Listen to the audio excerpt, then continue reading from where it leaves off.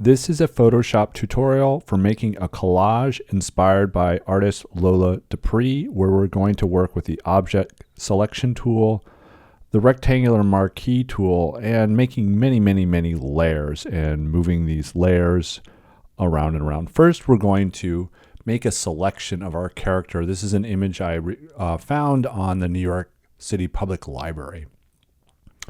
I'm choosing to work with a selection of this character, and I'm just simply copying and pasting, edit, copy, edit, paste. So I'm going to be able to work with a negative background again.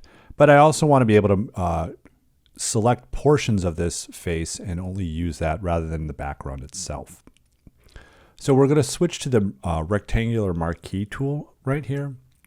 And what's important is we're going to be again and again going back to this portrait layer. And with this layer, I'm going to zoom in and I'm just going to start making selections and Command-C, Command-V, copying and pasting them. So now we have a layer 1. And switching with the Command key or Control key in Window, I can start to move these around. So I just keep going back to the portrait layer, copy, paste, and then I can move these around, go back to the portrait layer, make a selection, copy, paste, and then I can just keep moving these around again and again and again. Go back to the portrait layer, make a selection, we'll make a bigger one this time, copy, paste, and I'm just kind of making this weird, wider, bug-eyed character. So I'm going to do this a bunch and I'll come back to you when I'm done.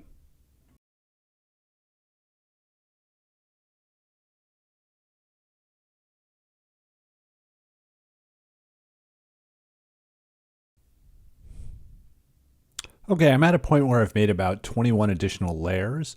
One thing I want you to realize is you can pay attention to the ordering of these layers if you want to rearrange them. I'm going to switch to the Move tool so I can know which layer I'm working on. And basically, if I want to rearrange layers and put, say, this layer 21 all the way at the top, I can just click and drag it all the way to the top here, right? Or you can move any sets of layers and kind of get a sense of where they go at any time. And so this can also affect how you think of your composition, is the ordering of layers, and you can play with this quite a bit for quite a while. But with that said, once I have I'm satisfied with my composition, I can just export it. In this case, this is quite a large image. I could also crop it, so I could say I want to work with just an area of this image right here, right? And I could crop it and then export this file.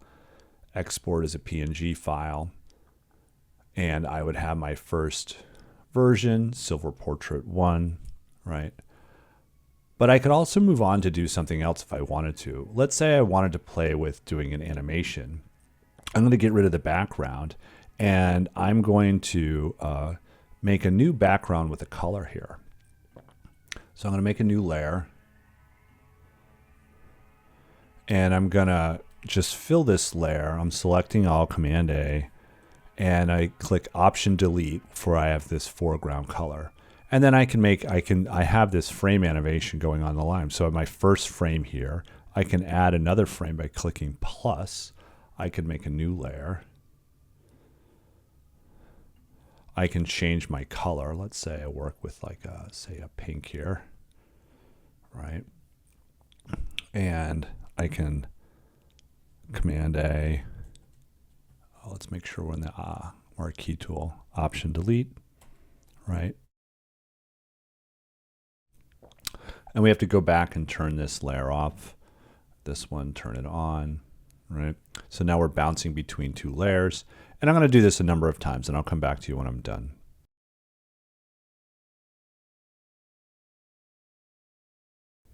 So with my colors all completed, I'm just like fixing each layer so that the different colors and the background for each one.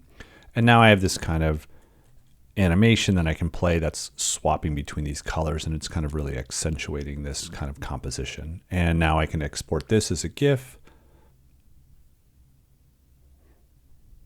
using Save for Web.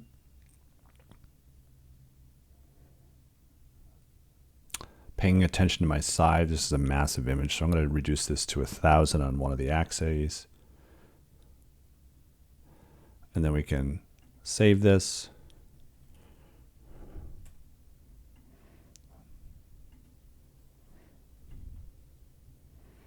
And now we have this GIF as well, along with our final still version and a GIF version.